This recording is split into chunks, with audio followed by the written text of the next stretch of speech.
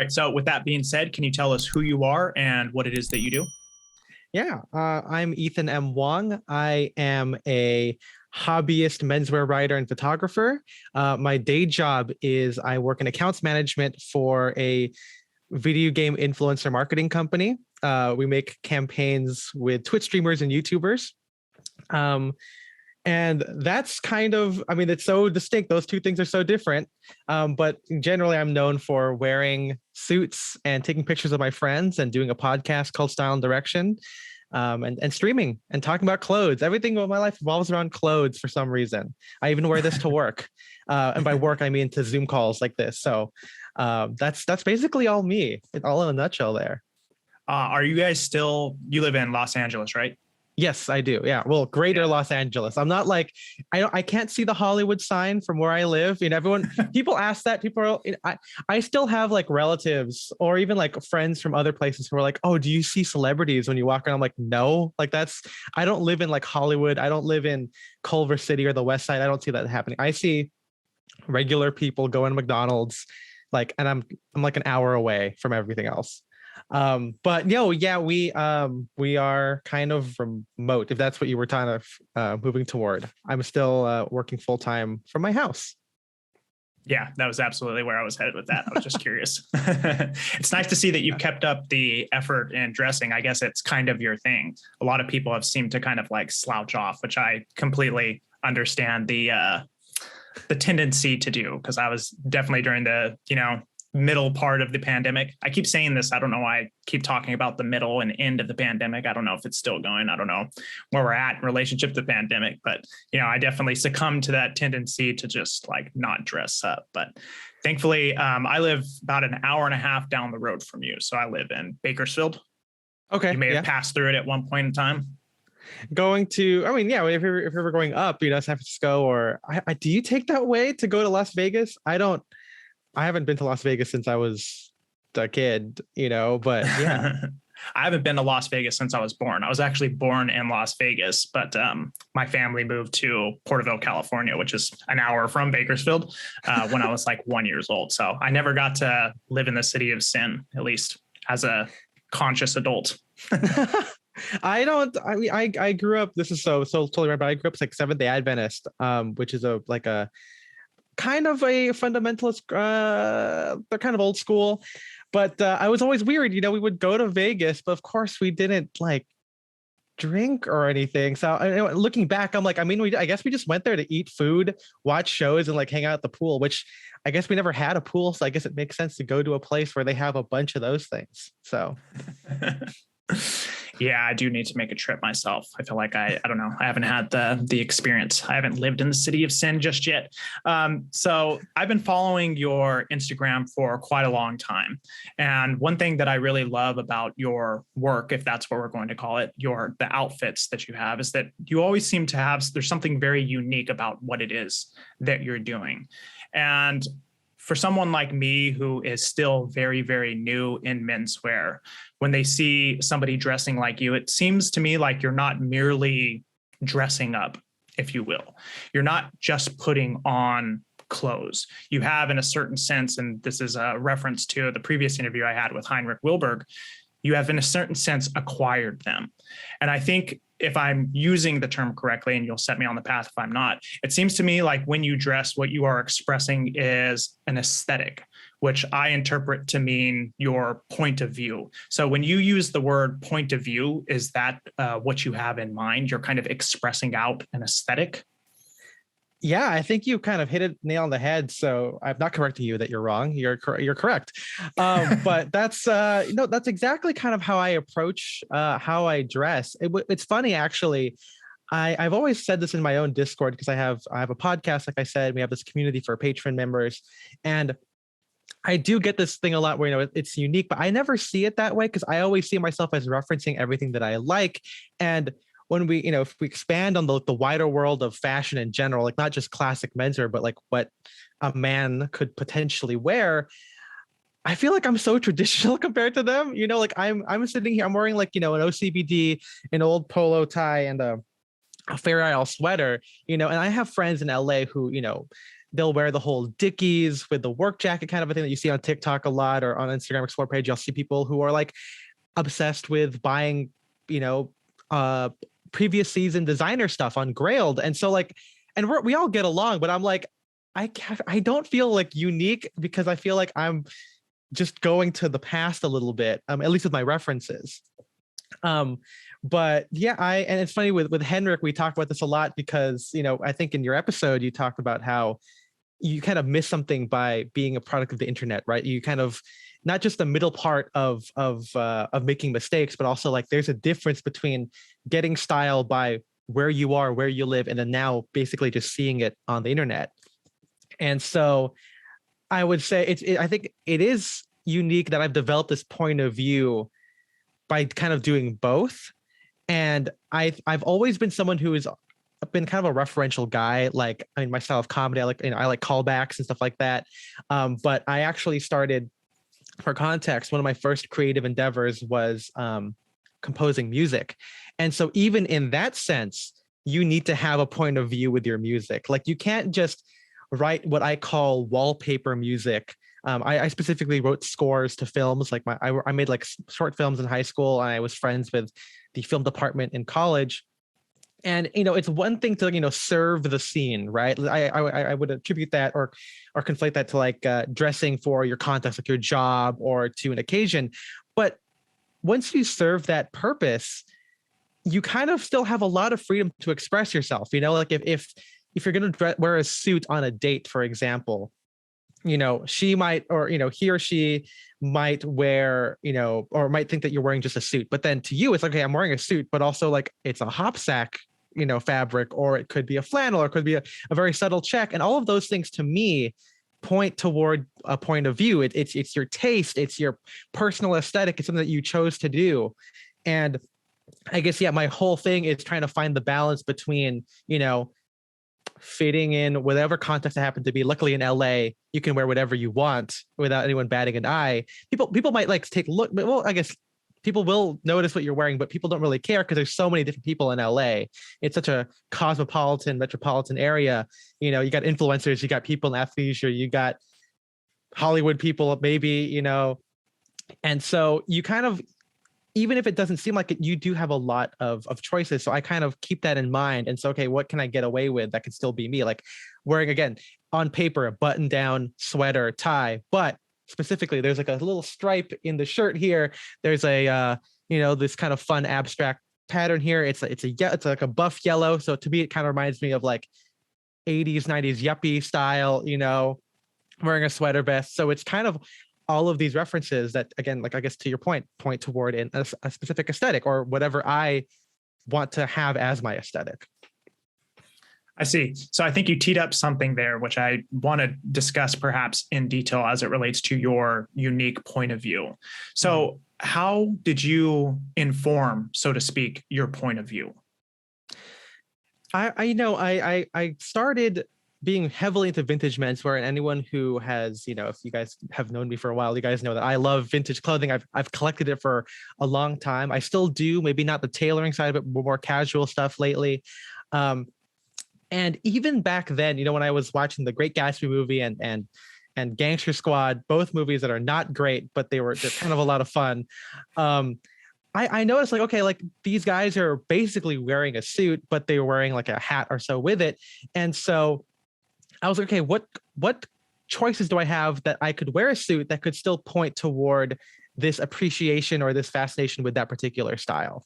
And then when I would start collecting the clothes themselves, I was like, okay, well, this is a navy suit. It looks, functionally the same as any other suit that I already owned, but maybe the shoulders are different, the lapel is different. And I would always notice these like fine-tuned details.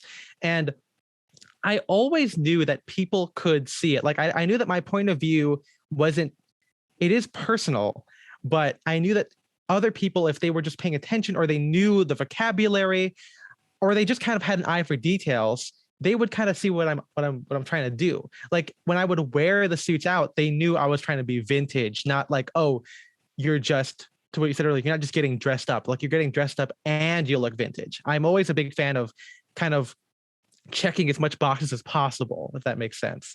And so, having that checking as Well, many boxes as possible. It's kind of like, like you want to make sure you look appropriate. You want to make sure that you look comfortable. You want to make sure that you look the way that you want to look, i.e. an aesthetic, so it's like, I want to make sure I can do all of those things, because I feel that, I mean, this might be just a personal weird thing about me, but like, I feel like if you don't have all of those things, or if you feel like you're missing it, you'll feel that you're lacking. I definitely feel that way sometimes. Like you know, for example, you talked about the pandemic, wearing sweatpants at home, right? Like some people could feel like, okay, you're doing that for comfort, but you don't feel like you want to do it, and so you kind of, at least for me, I felt like let down if I've ever felt that way.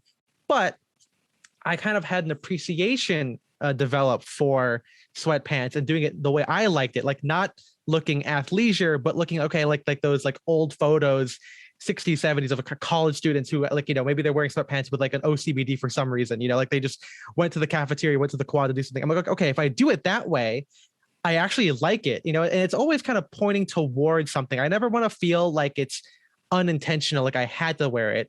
I want to feel like I chose to wear it.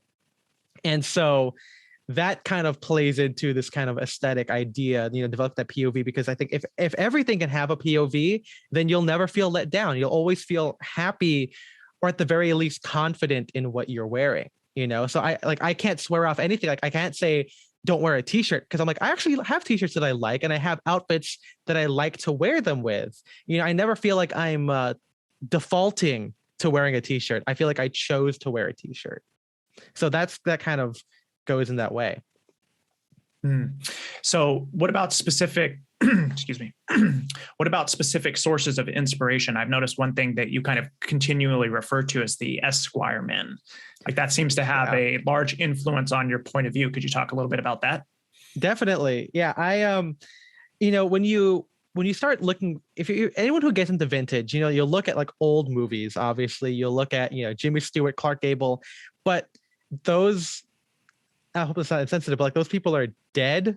And so the amount of content around them is limited. I mean, like, I'm sure there's photographs that are lost time, movies are, they're not always in the highest quality or whatever, and they're gone. And, so like, you can't really find anything. But with Esquire, for some reason, people keep releasing like scans of that stuff. And, and it's always idealistic, even though like a lot of the people in those illustrations are like white, like I'm Filipino. I don't see myself in them, but they're more abstract. They're kind of cartoony. So it was kind of, for me at least, I could like, remove the face on it, but okay, well, that's a cool outfit, and then there's so much of it, like there's in those Esquire magazines. And for those of you who don't know, it's, Esquire was a magazine, and there was Apparel Arts, and then they kind of dubbed the illustrations or like the advice that they would have in these, the Esquire man. I'm not sure if that happened during that time, or if people like vintage enthusiasts kind of called it that, like, and it kind of refers to this idea, whatever this ideal that Esquire had for dressers, and it's not a hard checklist, but there's this kind of repeating ideas. Like a lot of these guys love wearing bold plaid sport coats, gray trousers. There's like a lot of suede shoes in there. They always have a hat. They have an overcoat. They're always wearing like a spear point collar bar, foulard, tie, and everything. And, it just resonated with me a lot, because it felt like, okay, like these guys could pass for whatever, these guys. And Esquire said in it, like, here's what you wear it to this, and here's what you can wear on vacation or whatever. And I noticed those details immediately.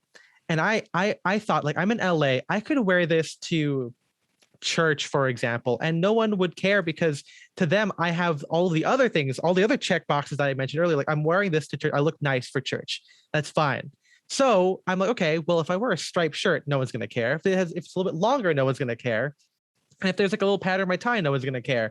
And so I looked at those Esquire illustrations for a bunch of examples, because for me, it looked just so remarkably different, yet appropriate and accessible for whatever I want it to be. Like, and I saw these ties, like, for example, this one, where if you collect vintage Ralph Lauren, you'll see this a lot, but for regular people, like, they don't see ties like this very often. Maybe at most it might be a striped tie, but most guys will wear plain ties. There's something wrong with it. But I knew I wanted to make a conscious decision to reference that source material. And there's just something about these cartoonish very slim, elegant, long-legged guys that looked so cool, and we shouldn't base ourselves on this like fake ideal, but like, I was like, okay, I want my clothing to look as clean as that looks, the trousers just hang without breaking. Like, I want to be able to do that. I want to have a high waist.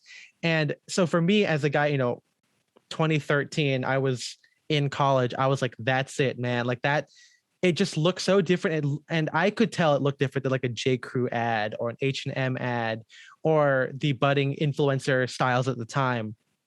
And so, yeah, to me, it was like, there's just so much there that's more expansive than just like a typical photo of Jimmy Stewart.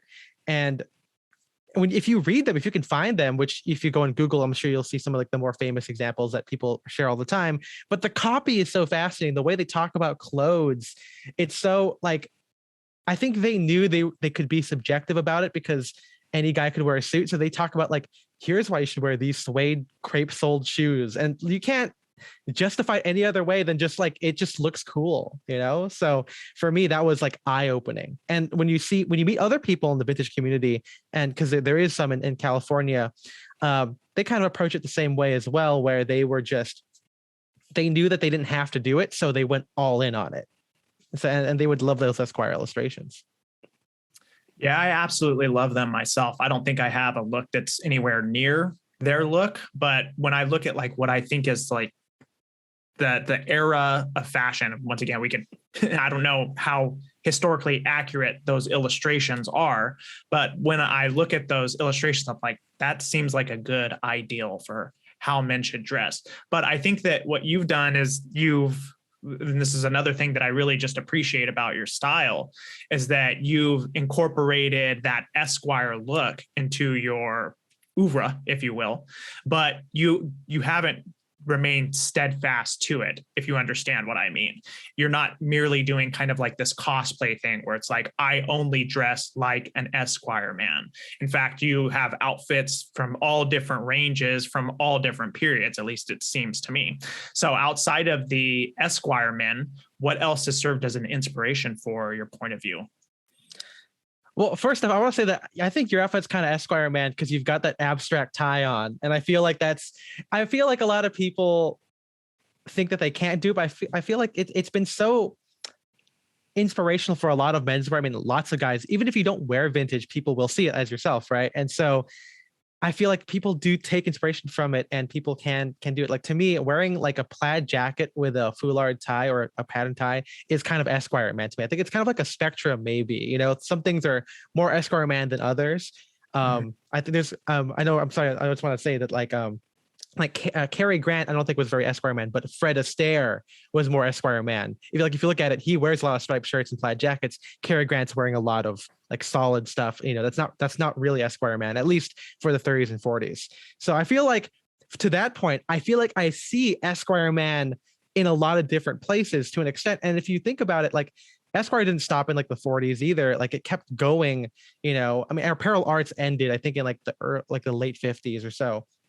But the men that they would feature on Esquire still continued, and the idea of what it meant to be a well-dressed man continued. So for me, at first I was kind of steadfast to it. I remember being like kind of a dick to my friend Spencer, who I co-host a podcast with, where he would feel much more comfortable mixing pieces and eras, and I'm like, oh, I can't do that. I could never do that. And then now I do it all the time, which is kind of funny. So I think for the first part, I definitely do try and see Esquire man in a bunch of different places and kind of take what I like from them. Like for me, early Drakes, where they would wear a lot of foulard ties, plaid jackets, and gray flannels. Now they've kind of moved on to a very, sportswear combined with menswear kind of a mood. But the early stuff with Jason Jules, the old New York crew, like to me, that seemed like a very updated version of the Esquire man, and a little bit of Ivy mixed in there as well.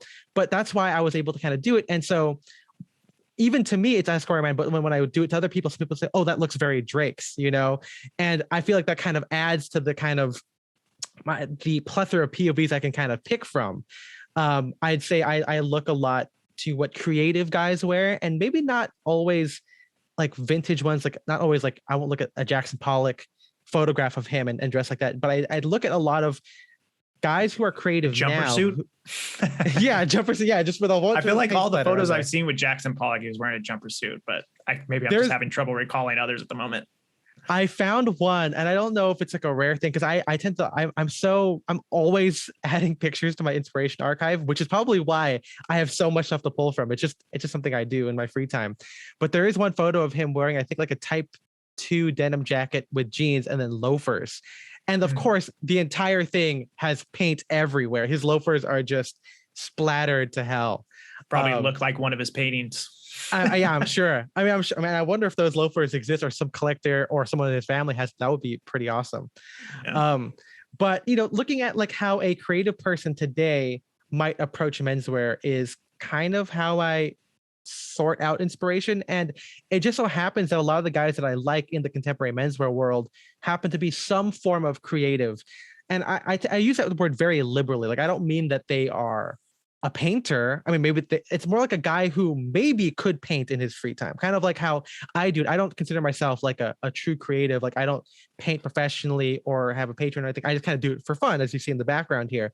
But I feel like I kind of look at those guys and see how they dress, because I feel like I'm kind of similar to them. So for one good example is like, Ethan Newton of Brycelands in Japan. He used to work at the Armory. He's a very well-spoken and very introspective guy. He writes a lot. He used to write on Tumblr, and now he writes a couple of passages on his e-commerce website.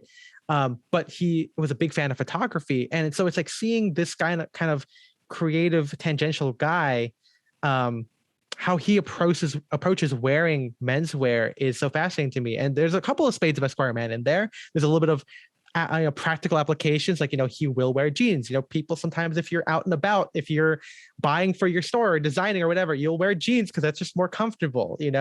And to his POV, it's not just any pair of jeans. It's like a jeans made after like a Levi's 1940s model. And so again, like to a regular guy, it's just like jeans, but there's subtle differences there. So again, picking up on that kind of stuff is something that I kind of do for myself. And that's how I sort out inspiration. Tony Sylvester, one of Ethan's friends, he's a lead singer of a metal band. So there's a little bit of kind of creative in there. And that like punk, or I guess metal attitude, filters in through how he wears stuff. There's a little bit of like a go to hell attitude, not in an Ivy way, but just kind of a literal go to hell attitude, wearing like plaid pants with a tuxedo, or wearing a metal t-shirt with a sport coat. There's a lot of stuff in there, and to me it has, I guess, the ideals of mixing Esquire man and a creative mind. So I can't really say exactly how I find all of it now, because now I look at like the 70s, for inspiration. I would say the French Dispatch kind of helped with that a little bit, because it's like French and it's very minimal, and the color palette is kind of slim. And so I don't actually buy those specific pieces. Thankfully, I still love the cuts of everything that I already own, but now it's all about the styling of it, how I combine the different pieces. I would say that it helps that I have a lot of clothing, so it makes it easy to kind of step into whatever I want. So if I had to be minimal, for example, if I saw a photo in the 60s and the guy's wearing very like a white shirt, solid tie, and a solid suit, I already own all of those things. I might have worn it previously differently. I might have worn the solid suit with a patterned shirt and tie. I might have worn the solid shirt with a patterned shirt and jacket. But then now putting those two together, it's like a new POV for me, but I already own all the stuff. So I'm always constantly inspired, and I just, when you can see racks of clothing behind me, so it just kind of makes it easy to kind of slip into everything. Why do you think you seek out inspiration from people who are particularly creative? Like, what is it about that appeals to you? Is it that they are, in some sense, willing to combine ideas, as that's what creative people do, but they're doing it in the form of their dress? Like, what is it that appeals to you there? I think you're onto something there. I think that could be a big part of it. Maybe it's because I see myself in them a little bit. Like, again, I guess I always fancied myself as a creative because for full viewer disclosure here, I went to school for accounting. So like I said earlier, I would hang out with the film people in it, because I always wanted to live vicariously a little bit. I wanted to be around them, and I'm Asian, so I kind of felt the need to go to do something practical. And then now I work in a kind of creative industry, so kind of became full circle a little bit there. So I think just being around that kind of person, and or even online, and getting this inspiration from them is something I never really had in the immediate circle that I had. Because even though I hung out with the film department, my roommate was an accounting major. My friends went to STEM. They studied STEM. I'm Filipino, so a lot of people are in the medical field, and so I wouldn't say escapism, because I feel like it's a little too idealistic, but I feel like I always felt I was a little bit creative, even though I didn't get to pursue it professionally or in a bigger capacity. And so being around and getting inspiration is kind of a way of not cosplaying, but kind of staying true to those roots. Like I said, I love to write music, and I still do a little bit. I haven't written anything in like over a year. So that's kind of why. And and if I was true to that, like I'm always listening to music, I'm always looking at art, I'm always looking at photos. It's the same thing with clothing, and the difference there is I can wear it and put it on, and so it's a different kind of creative expression that you just can't get with like taking a photo or writing something. This is something that is simultaneously personal and expressive in a public way, and once the outfit is done, it's kind of done for me. Not that I don't wear the pieces again. Obviously, I've owned some of the stuff for a long time, but it's kind of like when you write a song where you don't write the same song again. You want to make something new, and to get something new, you need new inspiration. So I'm always looking around like that, and I'm so happy that I'm able to wear an outfit or maybe two every day. And so there's always an opportunity for me to keep referencing all these inspiration and looking inward and seeing what I like. And so it's never ending. I mean, I hope it doesn't end, Yeah, that's very reminiscent of like guitarists, for example. Like I particularly love Jimi Hendrix, but also Stevie Ray Vaughan.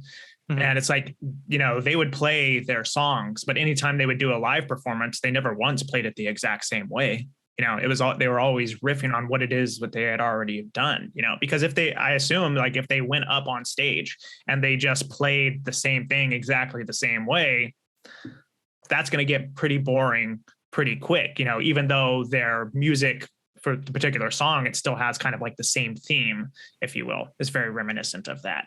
So it's almost like you're doing your own live performances and you're just doing a little bit of jazz, if you will, using that term. Absolutely. Yeah. I mean, I love jazz. I'm a terrible pianist. I feel like I fake my jazz playing. Like I saw a TikTok recently, and I've always thought of this. I mean, I consume on TikTok. I don't make anything. I'm too lazy. But a guy did a thing where you could fake playing jazz, like, okay, just make these clusters with your left hand and then just do all these chromaticisms with your right hand. And I'm like, yeah, exactly. That's all you got to do. And I'm like, I don't know what they're called. I just know what it sounds like. It's very intuitive.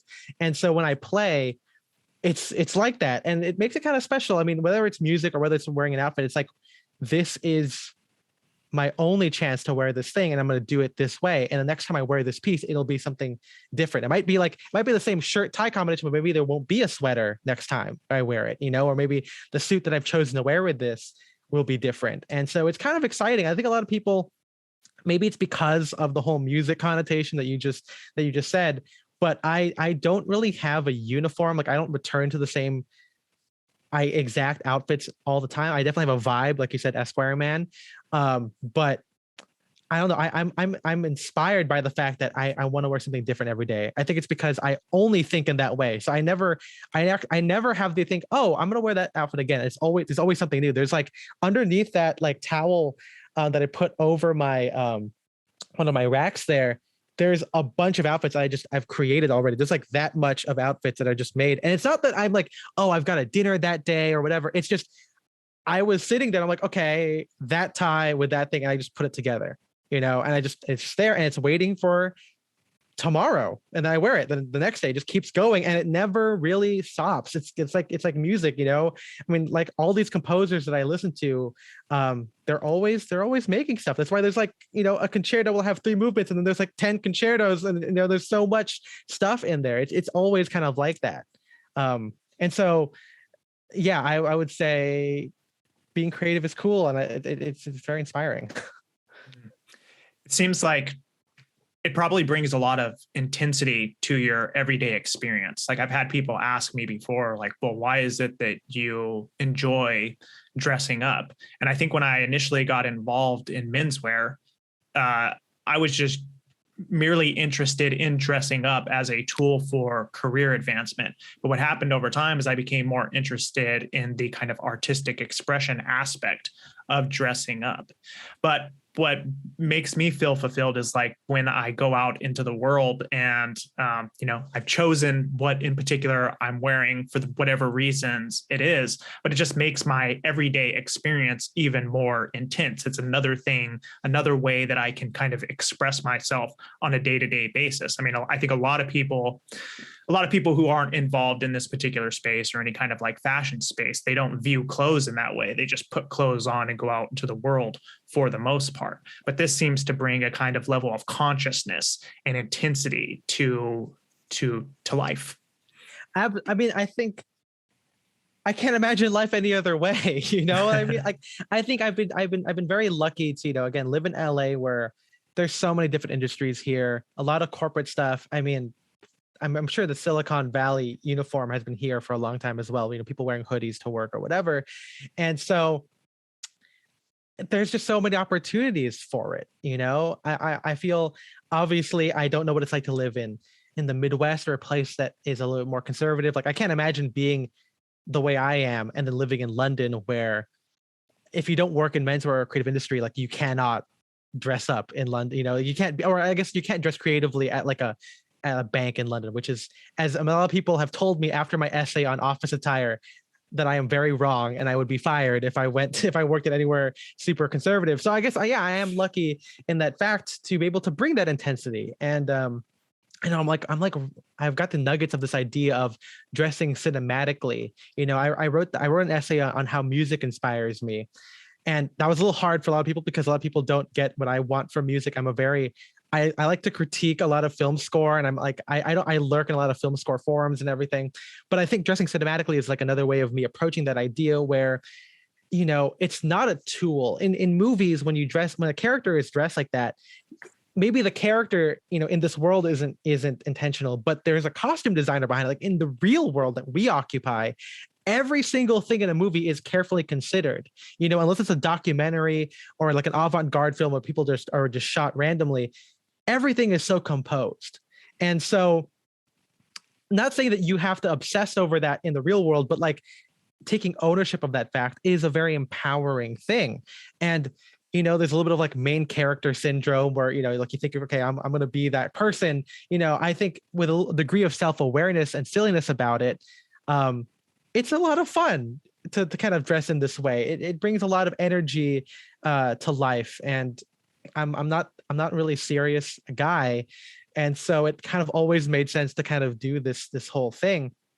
And I hope that other people are able to do that too, within reason, of course. I think everything should be taken in nuggets of application. Like obviously no one's going to have my exact, context or your exact context either. So, and I think that's the best part about menswear is that I think the virtue of it being so relatively unchanged in broad strokes for at least 100 years, there's still a lot of fun that you can have in it. If wearing suits is your desired mode of expression. Yeah, you kind of teed up a distinction that I do want to talk about between what is subjective and objective in menswear. So I do want to spend some time talking about that. But before we do, I want to return back to the point of view question. So I was rereading your essay this morning on how I think about proportion and silhouette. And you offer some ideas about how it is that you've developed your unique point of view as it concerns proportion with what you wear. So can you talk to us a little bit about that?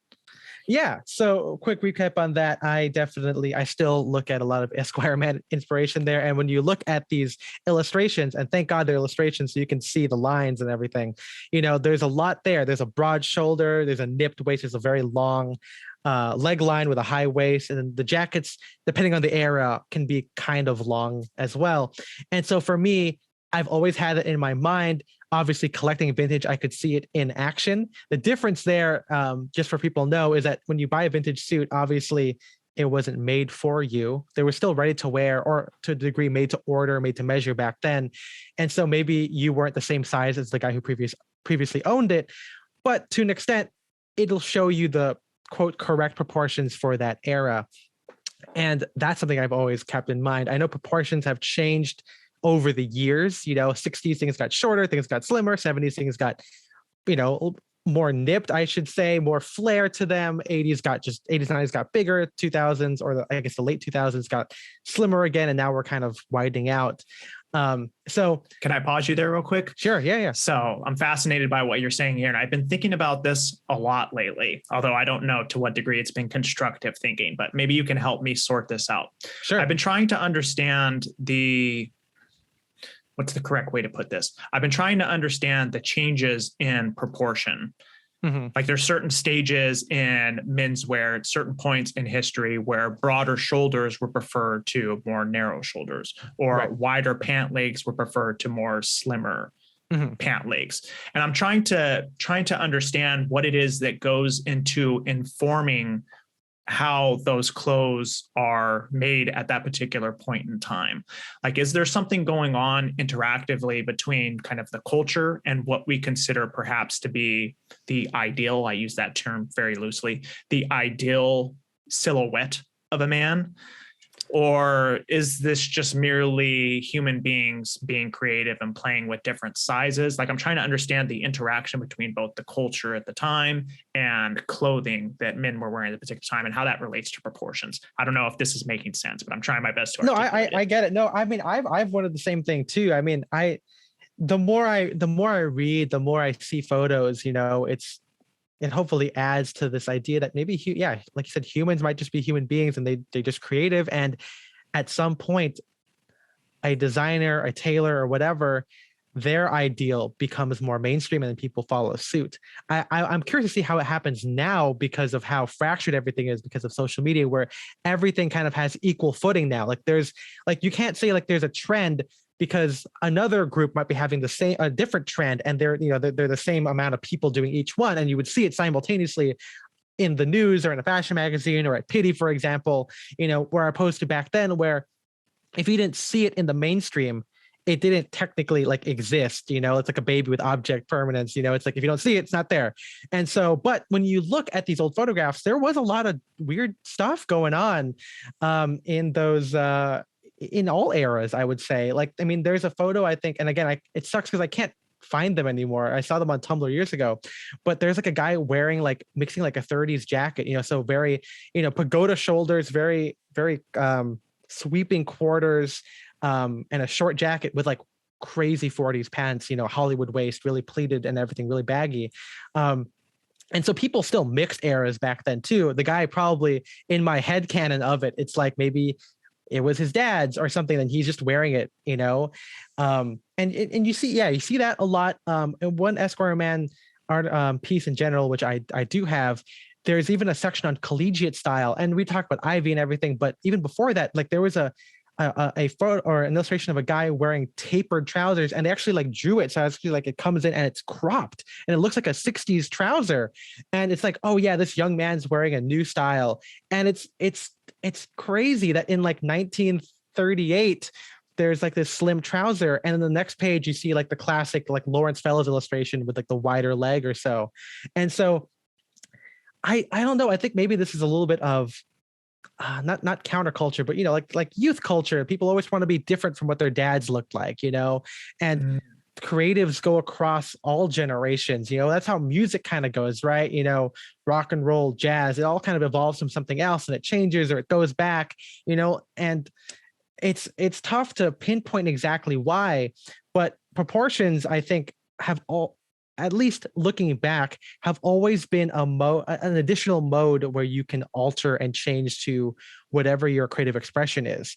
I feel like, I'm glad that nowadays people are talking about, the quote, personal ideal versus the capital I ideal, because again, if you look through it now, there is just so much variety that you can't say that the 30s was better because the 60s has a lot of great style too, with Ivy and Cary Grant, Fred Astaire, they have all changed their style. Jimmy Stewart has a different style through the eras also. So even these guys that we hold up, to these menswear icon status, they've all had, style, not transformations, but a style evolution that goes in accordance with the eras of that time. Like when Jimmy Stewart was really old, I saw a documentary with about John Ford by Peter Bogdanovich, R.I.P.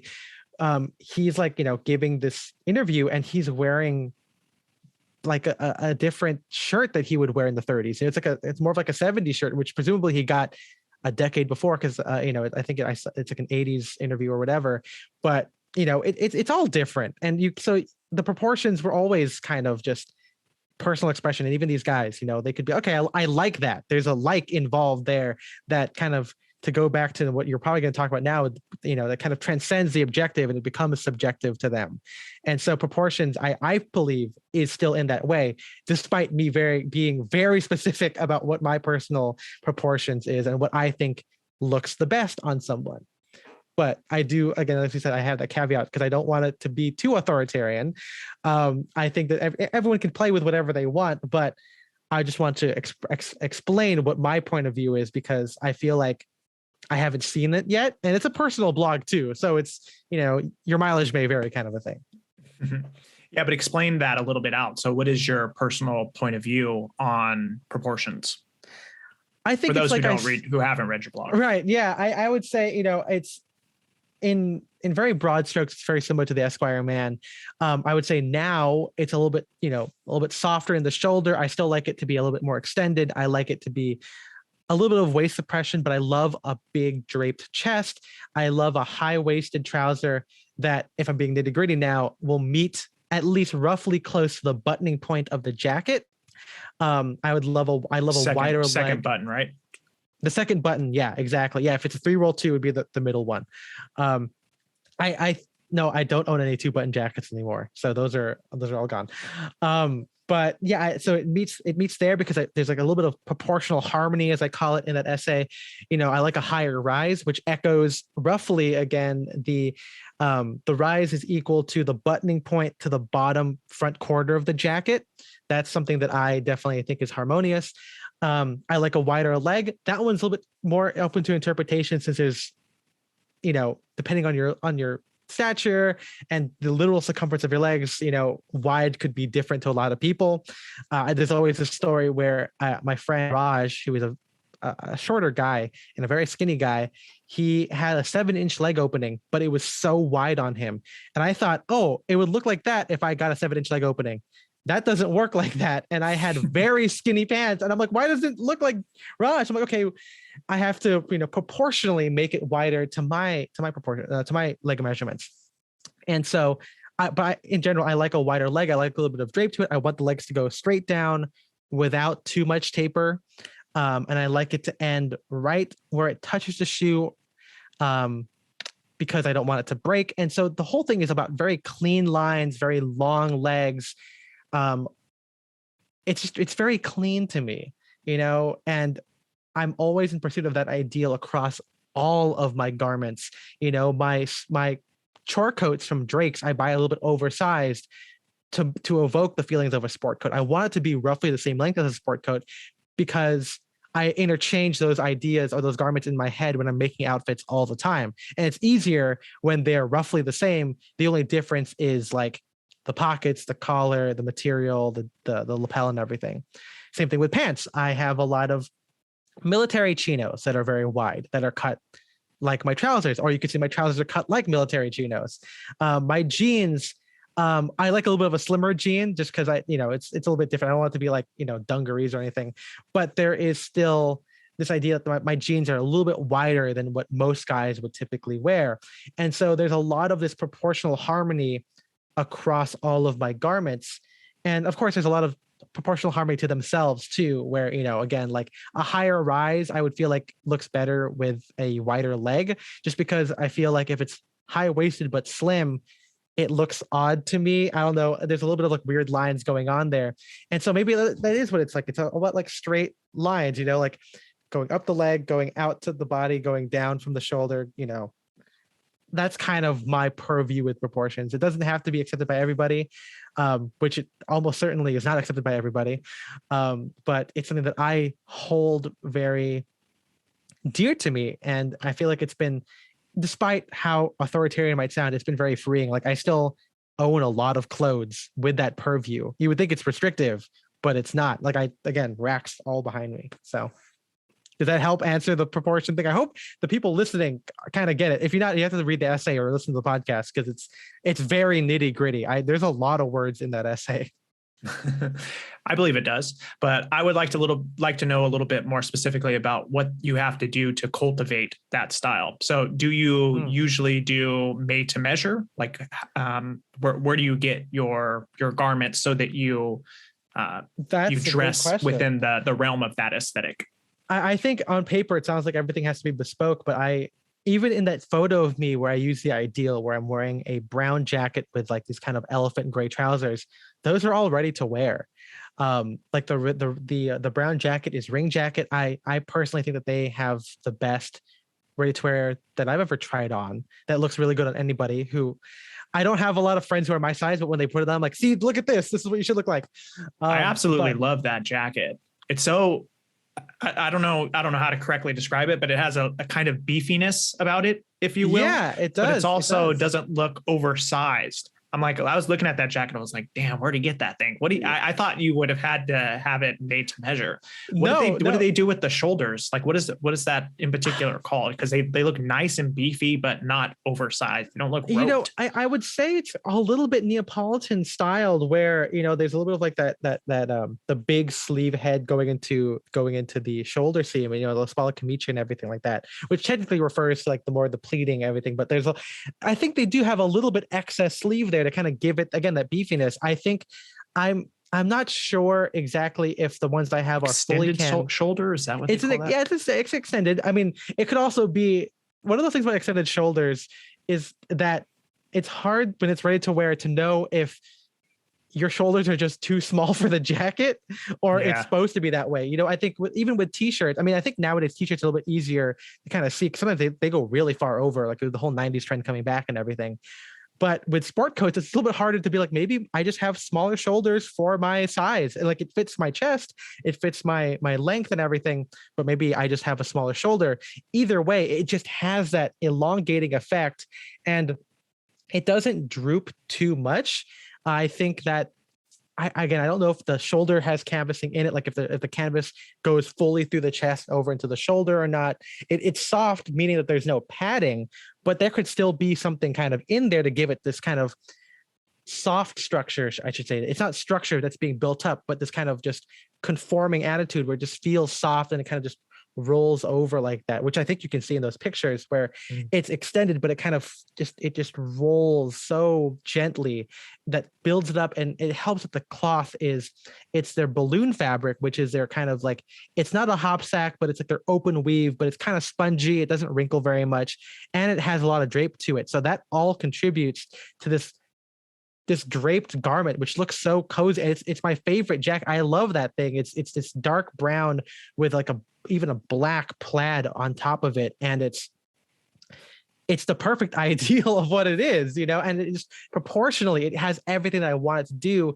And it just makes me feel so built up, but soft at the same time. And that's something with my proportions that I really like.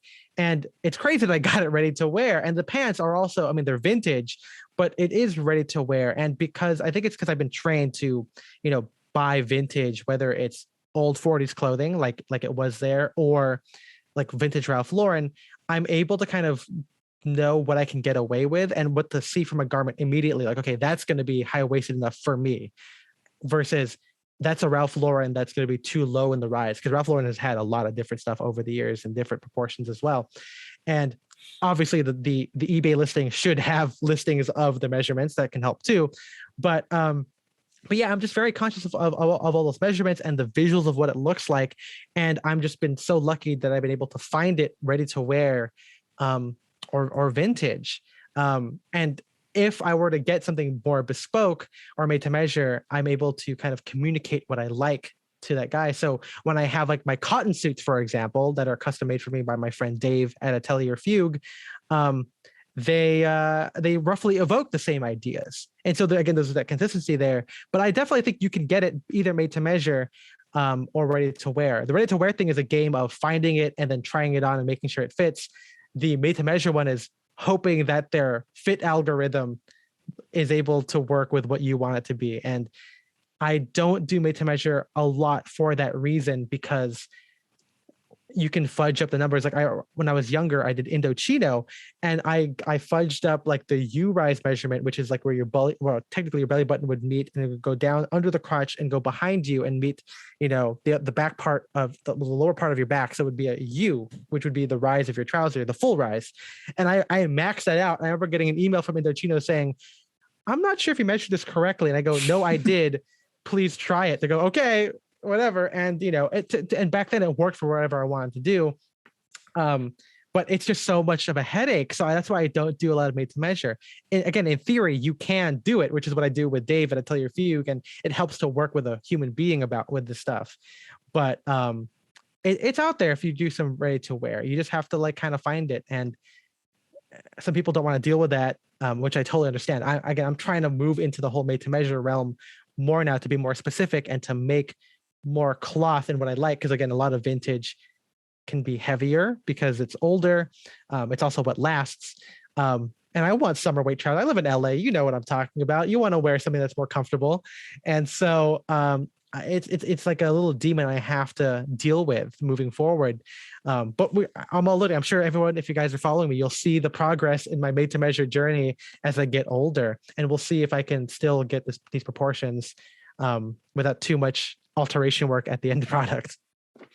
Yeah, I've recently started purchasing more made to measure stuff. Like I've purchased a couple pair of Hollywood top trousers, had them custom made from Colorado, very cool, because I just really love them.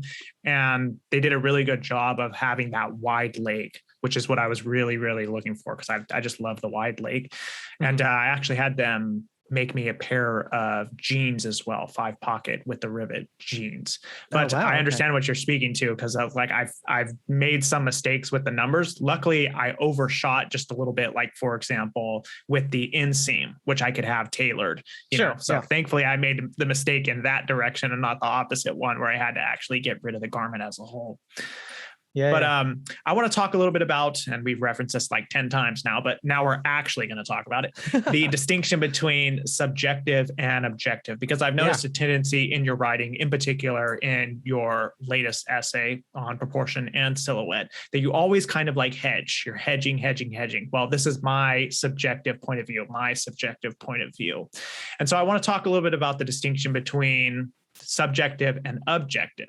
And I think that you've kind of like teed up a little bit of the position I was going to try to take. I don't know if it will be correct, but it seems like in the way that you are dressing, you're saying this is merely subjective. It's just my kind of point of view, if I understand you correctly. But it seems like the way that you dress is actually speaking to something objective. Like, for example, when you're talking about how high your trousers rise in relationship to the buttons on the jacket, what that seems to me to be speaking to is a certain desire for symmetry in the outfit, which is to say that is tethered to an objective reality, because it concerns the actual structure of the jacket and the trousers. I don't know if I'm making sense here, but could we talk a little bit about the distinction between subjective and objective?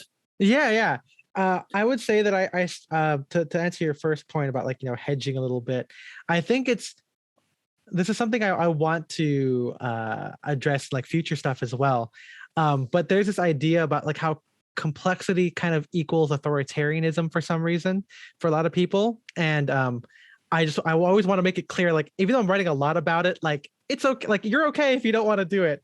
But there's also what you said, like there is a little bit of objectivity there, which I like to. Can we pause there for 1 second? I'm a little bit confused by that statement. That complexity means authoritarianism, because I would think it would be the opposite. It would be non-chaotic. Sure, I would say. I guess what I'm trying to say with that statement is, when things are like so nitty gritty, it feels restrictive, and that's what I attribute to like authoritarian, where it's like the fact that I have as my girlfriend would put it, I'm always writing to a straw man that I'm arguing with, and I'm trying to come up with as many defenses as possible, which is probably why the articles are so long. But I feel like, in some feedback, it sounds like I'm trying to be authoritative. Like, okay, like I'm trying to, like, any question you'll have, I have my answer for it, and I'll shoot you down, kind of a thing. And I don't want that to be the case. Mm. And because again, it's supposed to be kind of like music, where it's supposed to be, it's, even though everything is notated out, it's supposed to be freeing, this freeing feeling. And I feel like that ties in a little bit with the objectivity and subjectivity kind of a thing. I will say there is a little bit of objectivity in there, but it's something that I hold to myself as objective, as you said. And so that kind of, like, I don't know, oxymoron, paradoxy kind of mentality there, where I'm very aware of how it comes off. To me, it means I can't be objective, because it's so subjective. It's a weird thing that I have. And so I actually feel like that dichotomy is played out as a spectrum. And I've been wanting to, as I said before we started, I'm kind of writing an essay on this topic, and I'm still wrapping my head about how I want to express this idea. But I always think of it as things can be objective, but you can be subjective in how you apply them. And so even though there is symmetry involved in how I view my own outfits, which is it's a very accurate statement. I love having the things meet up and everything, but life isn't always like that. I can think of a lot. I mean, there's art movements and architecture movements that are not built on symmetry. And so I can't exactly say that it's the right way to do it. And even if I consider clothing as more fashion than as a tool or something to dress as like a formality kind of a thing, if I'm comparing this to any kind of fashion subgenre or designer, they don't have symmetry either. And so objectivity kind of goes out the door when you try and push it to other people. And so I know it's a really awkward, I'm kind of going all over the place here, and please stop me if there's a specific nugget here, but that's kind of how I feel about the whole thing. And as a creative person, a guy who loves writing music, I still can't officially say that what I do is like the ideal, even if it is what I think, even if I hold the ideal to myself, because I don't believe that my music is the best music. I don't think that what I listen to is the best music either. There's a lot of room for interpretation. But the guiding grace here is that if you like it, then here's why you might like it, and here's how you can keep doing it if you like it. So in that sense, it becomes objective. Like, so if my aesthetic becomes what you want to base your style off of, which I'm very flattered if anyone there says that, the objectivity then comes in, where it's like, you can't really be me without having that high waist, without having that symmetry there. It would, like, if you were me and you were buying a jacket, you wouldn't buy that jacket if the button pockets didn't align together. But if you're not being me, which most people are not Ethan Mackay Wong, you don't have to have that objective idea in your head. You can buy whatever jacket you want. You can buy a jacket with lower button stance. You can wear a trouser that's not high-waisted. So it's all in that kind of a vein. So that's where that distinction lies for me, if that makes sense. Yeah, this really fascinates me. So I'm going to push back a little bit in good spirit, though. Yeah. So I want to keep the analogy in the realm of art for a second, because I think that that's where this distinction might be made more clear. So I would, for example, posit that Edward Hopper is a superior painter to Jackson Pollock. These are two painters whose work I greatly, greatly enjoy. I love them both. But if I were to say who objectively has the superior painting skills, I would most definitely reference Edward Hopper. And that, at least in part, is because of his objectivity, if you will. So his paintings have a higher degree of, since we're talking about this, we'll just use the word, a higher degree of symmetry and a lot cleaner presentation, needless to say, cleaner presentation than Jackson Pollock. And so that would be tethered to a kind of reality. And I suppose where I'm going with this in terms of clothing is that I think that when you're talking about having trousers that are risen to a certain, point where it comes to your jacket, you're expressing a kind of symmetry. And I think that that is a more, and I want to use this term kind of loosely here, and we can kind of like tango around it if you want. But I would say that that is closer to a correct form of dressing than otherwise, because you are expressing a kind of harmony or symmetry in your outfits. So this is a very loose position that I'm taking, in part to be a devil's advocate, but I'm curious what you think about that. Yeah, no, I mean, this is a great example here. I've had this discussion a lot. Not all the feedback on proportion was a great one. I'll tell you that. The DMs were filled with a lot of people pushing back, and every article does that for some reason. I don't know why. But to that point, I mean, I think you're on to something there, but it kind of comes down to like semantics. And I always feel like I'm being the devil's advocate, because most people, I feel like, have this view where symmetry is good, and that means a well-dressed man or a good outfit.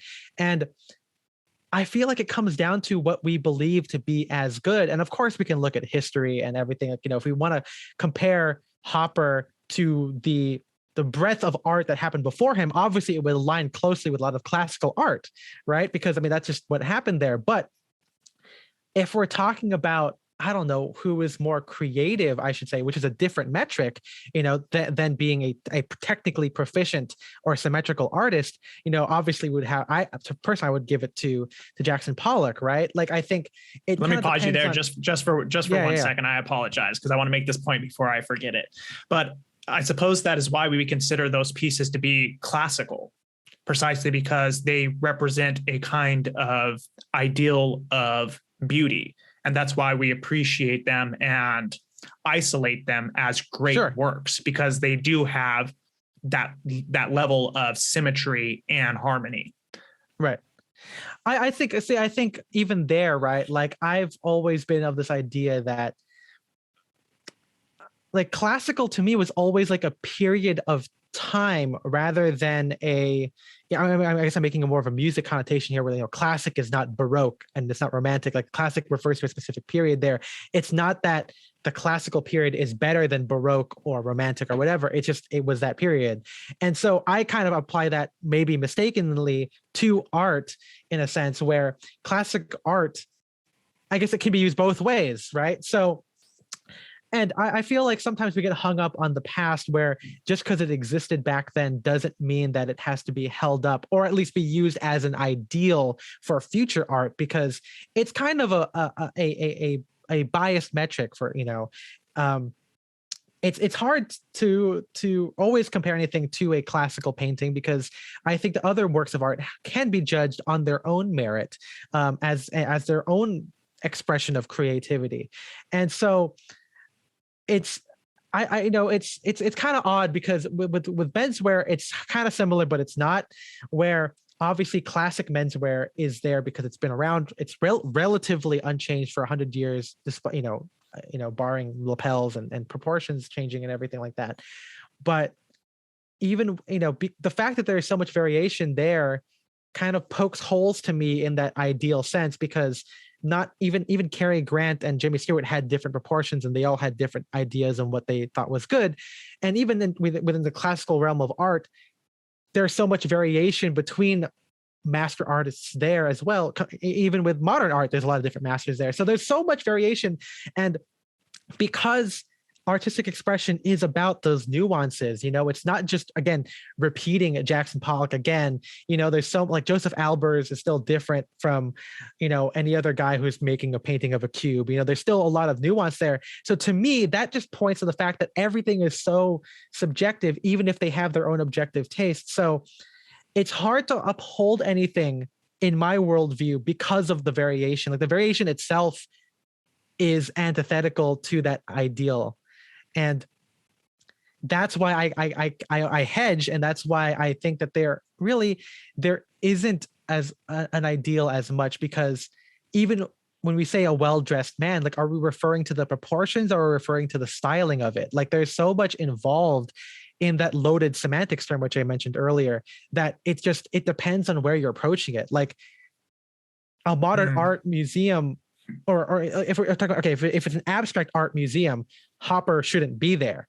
And on the flip side, if you wanted a representative painting gallery, you wouldn't put Pollock in there. But that's why you have wings in the museum, and that's why you have different museums of different collections. And the fact that you can go to all these different museums, again, points to the idea that there is still subjectivity sprinkled all around this area. And maybe you just have to go to the right museum. You have to be in that different frame of mind or a POV, to call back to the beginning here, to kind of get what's going on. Not to get it, but to kind of appreciate it for its own merit.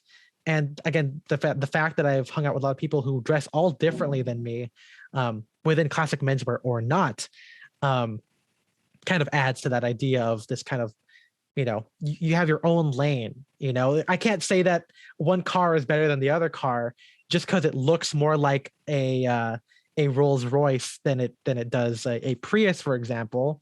But there's still marvels of engineering in itself. One might be better for the environment because of the technology contained within it. There's always a bunch of different stuff. I might want to drive a car that looks like a Rolls Royce, but there's a lot of so many different decisions in there. So the ideal to me, that word to me means that you should do it no question. But I have so many questions and so many pushbacks that it just doesn't make sense to have an ideal in that way. I think you can get inspired from it, but holding it up as a metric is kind of tough. Not that it's impossible, and not that some people don't have the personality for it, but then that's why it comes down to literally, what do you want from your clothing? So that's, then it becomes subjective. The question becomes subjective again. So does that help a little bit there? Yeah, I think so. But I think it would be more helpful maybe if we ground it just a little bit. So sure. I want to offer up an example, and we'll try to work with it this way. Hopefully this is still intriguing to those who will be listening to this. I'm personally fascinated because this is something that just kind of always goes on in my mind when I'm thinking about like why outfits look as good as they do when you see somebody wearing a good outfit. I'm always thinking about proportion. Mm-hmm. So for example, I would say that the width of a lapel on a jacket should be larger for a man who has larger shoulders. Because I think that is objectively a better looking jacket because it accentuates the man's features. By contrast, if a man were to, a man with broad shoulders were to wear a jacket with slim lapels, I would say that objectively that is a less good looking jacket because it does not accentuate his features and it's not proportional to his features. And once again, I just want to belabor the point here. I think that there is an objective grounding for taking that position because once again, it is tethered to the reality of the man's body. Do you see where I'm going with this? So what do you think about this? That's, I'm not going to say that you're wrong there because I definitely like being proportional. But it's one of those things where I can think of like counter examples, like I think Hitchcock was a very well-dressed man, and he primarily, there's a lot of photos of him in the 60s wearing suits, and maybe you could say that the 40s suit would be better on him, but I still think he looks good in the 60s wearing, a 3-button, slimmer lapel jacket, and he's not. But see, that is the position I would take. I would say he would look better in a jacket that had broader lapels. He still is well-dressed, but he would look better. And the reason I'm able to make that claim that he would look better is because I'm picking up on something that has objective grounding. Right. I think, I don't know, like there's always, I'm not sure. Most people know that I'm not a big fan of hypotheticals because I feel like it goes in every direction. And it's so hard. Maybe it's my personality. I'm never really grounded, but there's so many better alternatives all the time. And it's hard to think in that way because in that sense, I think there's too much optimization. It's kind of like being like, I don't know, like using an algorithm on your life kind of in a sense. And I guess if you want to look your proportional best, I think that if that's what you want, then you should do it. I would say, again, on me, I think I do look better wearing a wider lapel jacket. I'm not a very skinny guy. I have a more round face, and I think the wider lapels help with that, proportionally with that round feature. But I don't know. I'm inclined to agree with you that people can look better with the proportions that are more harmonious to them. But I think that intent plays. Here goes the hedging. Yeah, I would say intent plays, because I think it's maybe, and I apologize if this is kind of not as interesting to people, but I feel like proportions make sense objectively when you don't care about them. Like, for example, if you are dressing to look better, whatever that means, and I guess here, for talking about proportional harmony and symmetry, if that's the goal here, then there are steps you can take there. But I think that once you get into something, a lot of subjectivity comes into play. Like, there's a lot. I mean, even I'm reading this book right now about it's called Absolutely on Music, which has conversations with Murakami, a writer, and Seiji Ozawa, a conductor. And they talk about this, how, again, it's like comparing Beethoven and Mahler, where, Beethoven is cleaner or whatever, and Mahler has so much stuff going on. And you could technically say that Beethoven is better because it's cleaner, but I feel that that's a disservice to Mahler and his own genius. And so if a larger man was getting dressed just for the sake of looking good, I feel like, it's fine. He should wear those things if that's what he wants. But if he were to ask, if he intended to look after a certain aesthetic, like if he really wanted to look 60s, for example, then he would have to wear a slimmer jacket. And so it's like in that's my point back. It's not really a pushback. It's just more of like an additional point of view where I think people don't always have to look, quote, better. I think people are fine to or should be encouraged to dress in the way that they want to, and then have this internal struggle about objective versus subjectivity, because that's the whole fun of it. It's like making a chord on music. It's like, yeah, that chord, or the way, it's kind of like maybe like how you make the chord with your hand. It's like, it might feel better if you do it one way, but maybe a guy just has a weird fingering style, and so he does it a different way. Like I had that comment to me by my old piano teacher, where I would always make chords in the wrong way, or do a scale in the wrong, like, I was supposed to do like 1, 2, 3, then move the hand over, but I would do it in the wrong way. It would sound the same, but it's like they were kind of focusing on that part of it. And I'm like, well, if that's not the intent there, it's weird. I don't know. It's a subject that still is kind of odd, because clothing, has that line between like looking objectively good, but also feeling subjectively good. So it's like, I feel like the fact that there's that dichotomy means that you can't really define it. Like that by its virtue, you can't just be objective about it. If that makes sense. I mean, yeah, but I would say I prefer wide lapels over anything. So, and that's why I don't wear a lot of 60s clothing anymore. So it's like I have this view clearly, but it's like how I apply it is kind of, it's kind of loose. Yeah. I think we should perhaps leave that one as is, since we've been talking about it for like 30 minutes now. I guess I still want to talk about it, but in a different context. Sure. So I don't know if this is accurately described as being a trend, but you've seen it more and more common now that men are experimenting, for example, with wearing dresses. Mm-hmm. Now, I would take the position, I'm very laissez-faire concerning dress. I don't really care what anybody wears. I like what I like. I'm going to wear it. You like what you like. You're going to wear it. If a man wants to wear a dress, it's all good with me.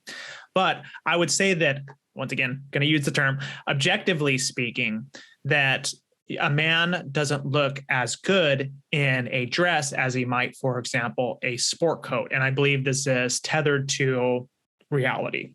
I think I'm making an objective claim. And the reason that I say this is because clothing as such is constructed in such a way to be flattering to the particular form. So menswear is constructed in a way to be flattering to a man's body. And if we're looking at it in a very narrow lens.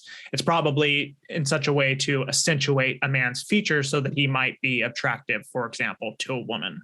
So you would have, a jacket that has broader shoulders, because women on average tend to find men with broader shoulders to be more attractive, especially if a man has kind of like this tapered, this V-shaped kind of look to him, right? So the clothes are structured in such a way to accentuate that and be appealing to the opposite sex. Now, of course, there's the whole question of, whether it should or shouldn't. And of course, I know that there's different forms and kinds of relationships, but I want to kind of get your sense of this. So how do you feel about men wearing dresses, I guess, is what I'm trying to say. I don't know if this is like I guess not controversial or surprising, as a guy wearing very traditional clothing. But I would say if the goal is to have clean lines, I think a dress wins, because it just flows. So I can't knock it. And this is something I talk with my girlfriend a lot, actually. She's very, involved in like the queer spaces and everything, and tendentially, I see a lot of it. And we talk about this a lot as well. And I've kind of expanded my view on men or whatever wearing a dress. And one thing that she brought up to me is that because it's kind of new, right now we're seeing a lot of guys just wearing dresses from like H&M or Forever 21, obviously barring like, Harry Styles and stuff on the covers of it. But like in the regular space, you see a lot of guys just wearing kind of regular dresses. And what suffers there is kind of what you mentioned earlier, where it's not meant for them. But I would say that maybe it would be great if a dress was made for a man, or at least had that kind of idea in mind. It's kind of like what we talked about with Laura, where she was saying how like, a sport coat can't fit her because it's not made for her. But when I was watching it, I was like, well, what if like what if a tailor made like a sack jacket, but for a woman? And one point of it is having the right size, making it smaller, obviously, to fit her smaller frame. But what if it was there to make it more in line with her figure? Obviously, with breasts and everything and different hip ratios or whatever, but there's still a way to do that without it looking like a pantsuit. And I would say that, the sad part is that we're not there with men's dresses yet, but I feel like someday there will be. I mean, we saw a little bit of like Billy Porter, a little bit wearing kind of like a skirt, but with like a kind of a tuxedo jacket top. And so there's kind of like, I would say that's what I would prefer. I don't really wear dresses. It's not appealing to me because I like pants. I like tubes rather than one big tube, I guess. But I think that there is a way to get there, to get away where it's, flattering in an expanded way for a man. Because I think men and women both have a tapered waist, ideally, and in broad terms, maybe not as much, but men still have that V shape. Women have a V shape. I have a pear shape. That's beside the point here.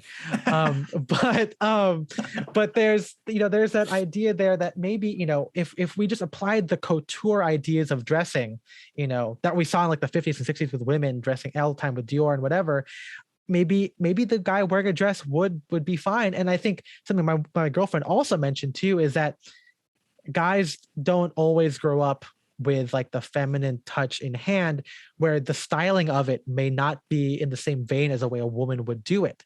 Sometimes it's almost, at least sometimes the ones that I've seen in the wild, it's a little bit too much like this sounds really bad. I'll maybe find a better way of saying it, but it feels like you're just putting on the dress as opposed to dressing with the dress in mind.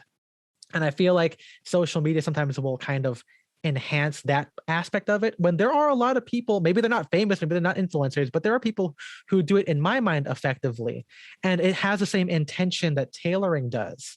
Of course, I don't really Let me dig it. there for a second. I apologize for interrupting. So when you see a man wearing a dress and you're saying it works or it looks good, what do you mean by that?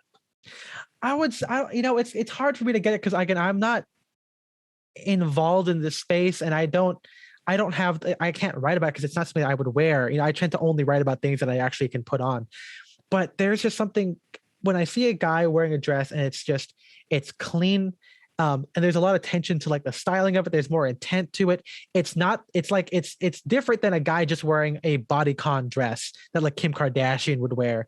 There's a little bit of intentionality there that I can kind of gleam off of. And maybe for my personal point of view in how I judge outfits, if I can see that there is artistic expression involved as opposed to just hitting the bases, it kind of is better to me in that way. Just like with me, where like a guy wearing a navy suit, for example, it's fine. He can look nice.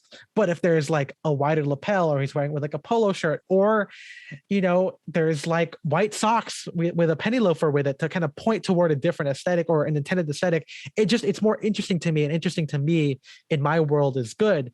And so I can think of like on Reddit, like, some of the more, expanded fashion groups that are not just men's or classic men's focused, there is a lot of fun ideas there that I unfortunately I can't put to words, but it's just so fascinating to me that I know it resonates with me, that I think is good. I don't know, again, because it's a dress, I don't know if it's objectively good. If we're judging it against men's clothing, maybe it's not objectively good in that man, but maybe in terms of wearing a dress, there are some objective metrics that they are hitting when they wear this. I'm not aware of them, but all I know is what I think looks good. And in general, I like it if a guy is wearing maybe something more avant-garde as a dress, as opposed to, again, wearing, like, going into H&M, buying a random dress and just putting that on. I think there's a difference there. I see. Okay, so maybe we should move on from this objective subjective conundrum, which it happens with everything. It's like it's talking about art and music. It's everything. Yeah. So what I wanted to do is, as best as possible, for people who are watching, who are just getting involved in menswear, who are perhaps like me, much of the time, guilty of merely wearing their clothes as opposed to, if we're going to use the word, acquiring them, developing out their own aesthetic. Yeah. What advice would you give to them for actually developing out a point of view? How should they go about developing their own unique perspective on what it is that they wear? I would say, the best thing you could do is be introspective. I don't know how to teach someone to be introspective, but it's a good thought exercise. I'm sure people have this, maybe they have a different word for what that is to them. Maybe it's like meditate, maybe it's self-reflection. It could be whatever it is. But as someone who grew up analyzing film scores for fun, it's fun to take a critical eye on why you like something.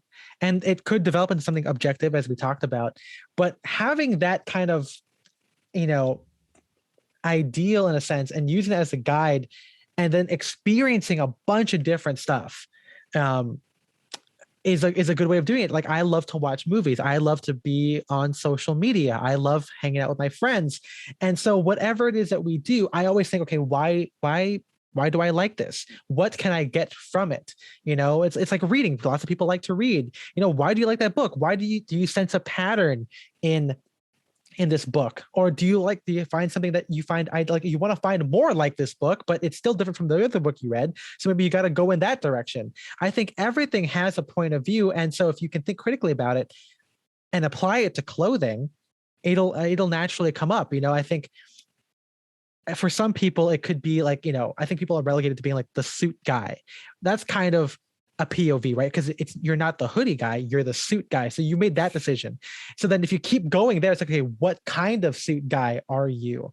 And that's how I think about things. It's like, okay, like I'm a vintage guy, but I'm the Esquire man guy. So it's like it's always going towards something. And if you think about all of these avenues, it'll happen, and it's fun to be introspective. Maybe I just have a lot of free time, or I just like to be by myself a little bit.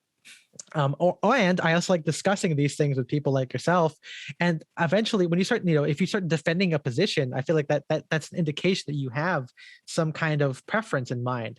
And so it's about taking those preferences and then putting them into personal expression. I guess, if we wanted to dumb it down, maybe watch a bunch of movies, follow a bunch of people, look at photos and just think about what you like about it.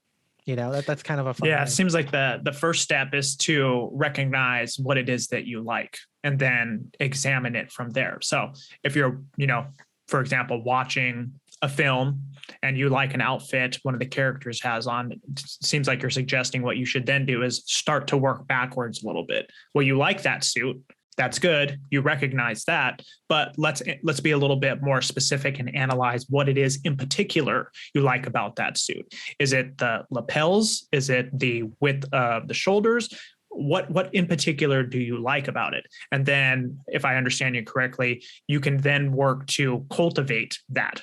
So you can try to find a jacket, or a suit that has the same or similar proportions. Do I understand you correctly here? Yeah, I think you do. But I will also say that it's even as I've gone through this, through the years, it's even more than just that. Because like I was talking to this guy in my Discord, and he showed this picture of a coat, and he's like, I like this. Where can I get more of this, or how do I dress like this image? And I asked him like, what do you like about it? And as we talked, it was like, maybe you don't like the wide lapels. Maybe you just like the pattern of that particular coat. Because he lived in LA, or he lived somewhere as, in a place that's not conducive for coat wearing. But I was like, okay, like it seems like you like the dramaticism of this, of like, the drama of this big coat and the lapels. So maybe you don't need wide lapels, or maybe you just want something big, or maybe you like the longer length of it. So maybe we could find you like a linen coat instead, that that you could still get that vibe off of. It doesn't have to be that same thing. Or it could be he liked the cloth of it, and like, maybe we got to find you some houndstooth stuff. Maybe you can find some houndstooth shirts. And so it's, once you realize how much you can glean off of one garment and how that can apply to your preferences, it really does open up so much stuff to go across. Like, again, like watching a guy in a suit, is one thing to be, okay, I like that suit. But like, okay, maybe you like the way he's wearing it. Maybe he's wearing it with a t-shirt instead, And so it's like, maybe I got to think about that. Maybe what t-shirts can I wear to evoke that look? It's like I said earlier at the top of this, when you look at a film, there's so much that goes into it that you can learn from. Like, it's, maybe you want the lighting from it. Maybe you want the set design or whatever. There's so many decisions that are made for this particular image. And so being aware of how much you can actually take from it is so empowering. And it starts the whole journey of developing that point of view, because your point of view isn't just suit guy or wide lapel guy. It's an entire thing. And I think people want to be nuanced. I don't think people want to be pigeonholed into just being a suit guy. I think a lot of menswear guys don't like being called the suit guy at work, And I think the more you can add to suit? yeah, it happens, which is so great, because what's so funny is that I've made at my job, I went to like a couple of work events and I brought my camera. Yeah, I wear suits, but I'm the camera guy. And I think it's just because I push that part of me forward, And so I think, being a nuanced person, like I'm the suit guy and the camera guy, and the guy who's really good at account management, promote me, guys, if you're watching this.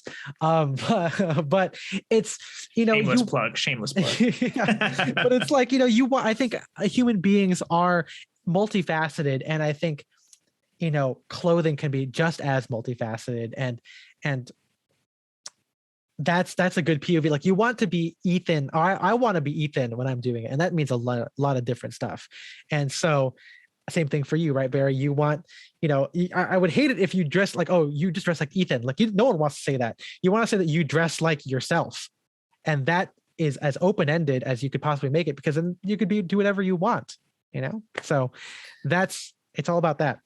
Yeah, well, I was going to say, that raises the question, like, how do you know when you have arrived? Of course, technically it's in all likelihood a spectrum, but when do you know when you found your voice, so to speak, in style, in dressing up?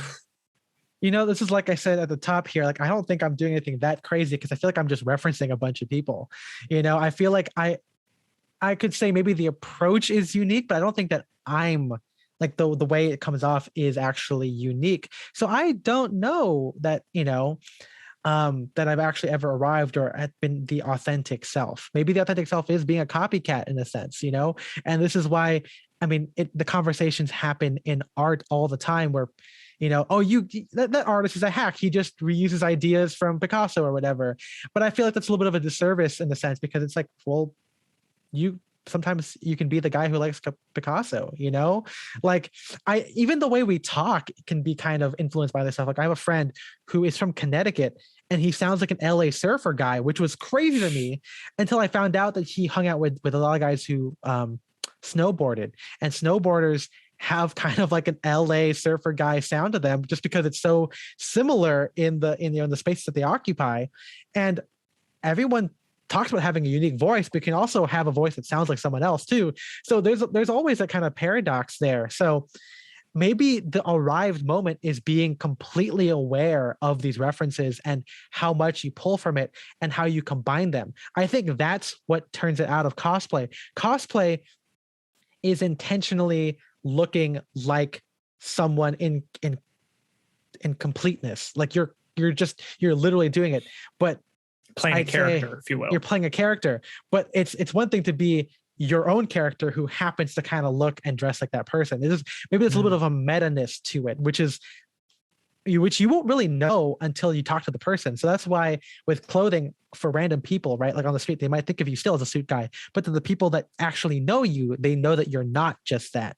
So I guess you've arrived when more people think of you as a nuanced person than not. So maybe you got to meet as much people as possible, then express that to a lot of people. I don't know. Sorry to be an introvert to people. I guess you can't do it, but that's one way of accomplishing it. I wonder to what extent it has to do with a level of comfortability. And of course, this is gonna it's gonna play into like your own subjective assessment of how you feel and what it is that you wear. And of course, if we're taking a hard line position, you'd be like, well, most people would probably feel comfortable in just like sweats. But what I mean is like you feel as if what you are wearing is you in a certain subjective sense. Yeah, I mean, that's like spot on. I think it's whatever that means to you. And some people really like comfort, right? Some people like really want to wear sweatpants all the time, but I'm as comfortable in sweatpants as I am in tailoring. That being said, I wouldn't sleep in my suit. I could, I wouldn't want to do that, So I think it is that. I think it comes with being self-aware, because I think when you're self-aware, you have to ask yourself if you're actually comfortable in what you're wearing. There's a lot of guys out there who, go down the path of dressing in a tool way. There's, on male fashion advice on Reddit, there's a lot of guys who do that, where they get into it and then they start realizing, well, they don't actually have to do that anymore, and they don't like it. And so they start going in somewhere else, and so it is to a large degree just like self-awareness about yourself, your comfortability, your confidence, and that's why my first step is always to be introspective, to always be thinking about this kind of stuff, because it's a journey. And I think that with any journey, you can take pit stops along the way, and you can have fun. It shouldn't be an arduous journey. If it's an arduous journey, you shouldn't take it. But hopefully, if it's a good one, then you'll enjoy. It's very non-heroic, Ethan. Yeah, it's not. But hopefully, that was kind of it, I think.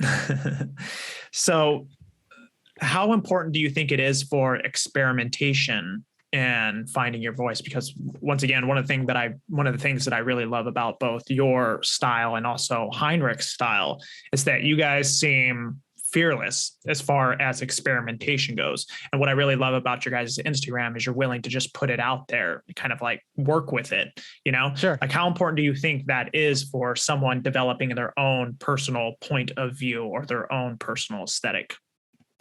I would say that experimentation is highly important, but it depends on how you want to frame it. Because I think something that I've talked about on stream a while back was how to experiment, which is what this question is kind of going. And I think a lot of people feel like they do it as like a chore. Like well, there's that new.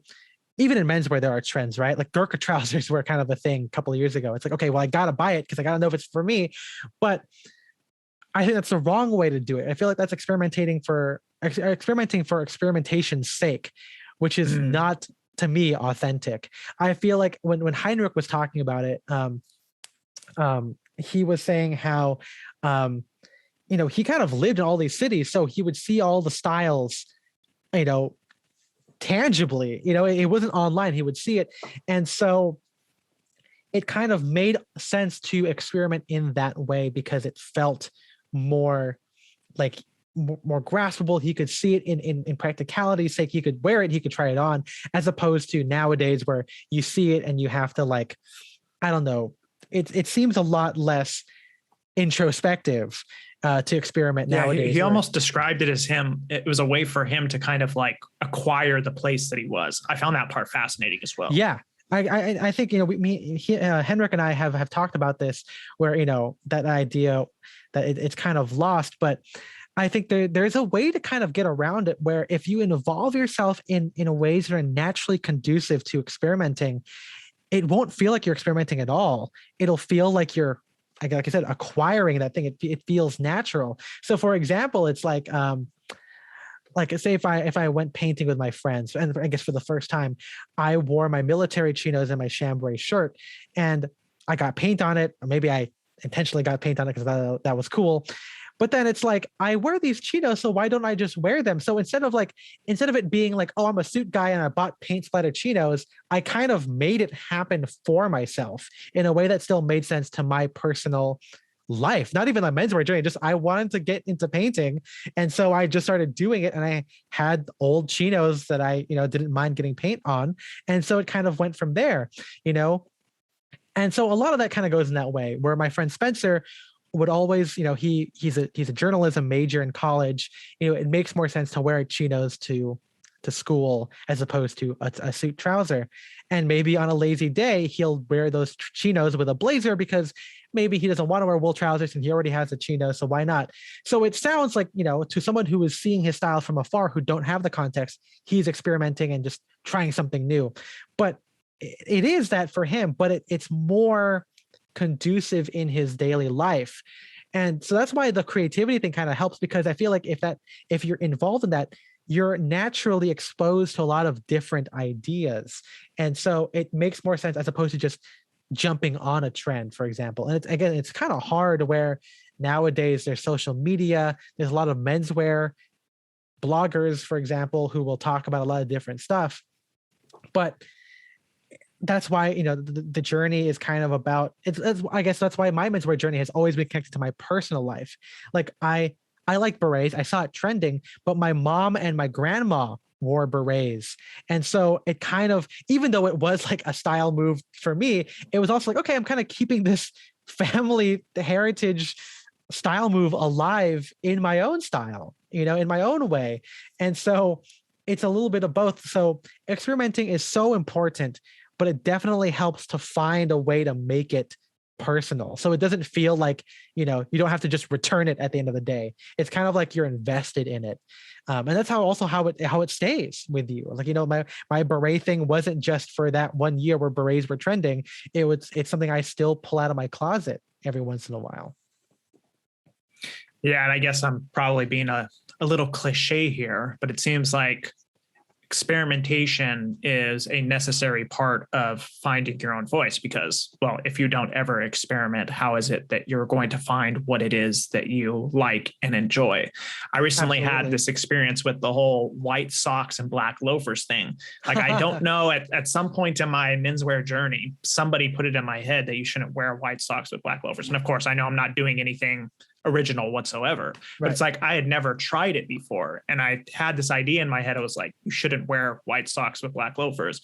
And then I saw plenty of, Instagram pictures where, people like you wearing white socks with black loafers. I was like, well, why the fuck don't I just try it?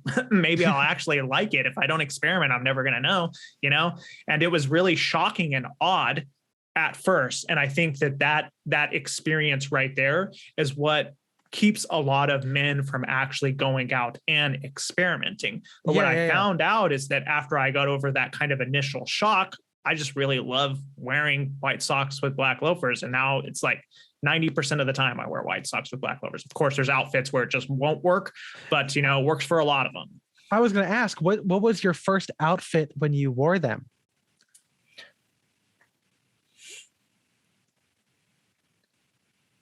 Because that's a really good question. That might affect it, Like for me, for example, like I had to start wearing white socks with jeans because it felt more right for it. There's obviously more outfits that are conducive to wearing white socks, but that's how I started doing it. Like I didn't just jump to wearing them with suits right away. It had to feel natural. And of course, white socks and jeans make sense. So the only change there is the shoe. It's not the sock. right? So that's how I framed it for myself. And so then it kind of became there. So I'm curious for you, how you kind of got into it, or how you've made it apply for yourself. To be honest, I think I was wearing a denim shirt, Okay. brown high-rise chinos, white socks, and then black loafers. I believe that's what I was wearing. I don't even think I had a sport coat on that particular day. See, but that sounds like that sounds like an easier outfit to wear white socks and loafers with, as opposed to like, being a suit guy. Like I can't imagine like Permanent Style, Simon Crompton, who is known for wearing like bespoke white socks for him. I'm sure would be crazy because he's so used to being so business oriented and formal oriented. But again, for me and Spencer, who already wore, jeans and stuff, maybe not as much as we do now, but it was like, okay, white socks kind of makes sense. Guys, my dad, my grandpa would wear white socks and jeans with their Rockport shoes, so it's like, it kind of makes more sense if you do it that way. So I guess with experimentation, to expand on it, I feel like, again, it's not just about making it personal, like making the step easier for yourself. Like a denim shirt might make more sense to people, getting it in like a button down collar style, or even a spread collar or point collar style, as opposed to jumping directly into like a Western shirt with the yoke and the sawtooth pockets. It makes more sense to do that. Some people are able to like make that jump, which kudos to them. I still have to like wait a little bit, but that, I think, kind of applies, like it's like, you have to have training wheels a little bit, but you can't just jump into, don't make it hard for yourself. If you're making it hard for yourself, you're doing it wrong. Yeah. Well, it seems like you have to be almost slightly, at least, in conflict with yourself to even venture in the first place. Yeah. But yeah, I get what you're saying. Like, don't make it excessively hard on yourself. Exactly. It's like, when you work out, right, you have to destroy, or maybe if any exercise majors or people are, please correct me, but you have to tear the old muscles to build new ones, right? So you got to do, it's a little bit of self-destruction or self-conflict, as you said. Yeah. You got to bench 145 pounds before you bench 225, right? Yeah. There you go. You're just not going to be able to do it. Probably going to get hurt. Yeah. Probably strangle yourself. I don't know. Hopefully not. This is not in any way fitness advice. No, I'm the last person to be talking about fitness advice. So we're closing in on 2 hours. We're going to have to go ahead and wrap this up. I got to do a little bit of grocery shopping before the UFC fight card comes on, because that's what I'm going to dedicate the rest, that and wine. But that's what I'm dedicating the rest of my Saturday to. But I just want to say thank you very much for taking the time to speak with me. As I said, I've been following your Instagram for a long time and reading your blog, and it was an honor to have you on. Thank you for having me. I'm honored that you read my little blog. It's always weird. There's other people out there, man. Yeah. Well, just once again, thank you very much. Thank you. All right. Have a good day.